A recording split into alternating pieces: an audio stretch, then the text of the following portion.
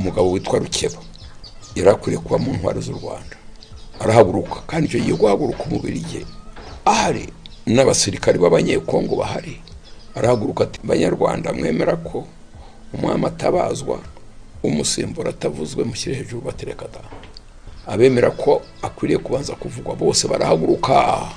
Icyagusesa rubanda ubwo bari hirya no hino bazanye imiheto yabo biteguye kurwana. Rukeba baramubwira tumva haruho wazanye abasirikare b'abanyekongo, urica igihumbi ikindi gihumbi kiragufata, ata nute ahantu uhava nutitonda. Rukeba yari intware, haro areba hirya areba hino areba abanyarwanda bose uko bameze. Icyo gihe bari bafatanije batya, nuko ati ndemeye.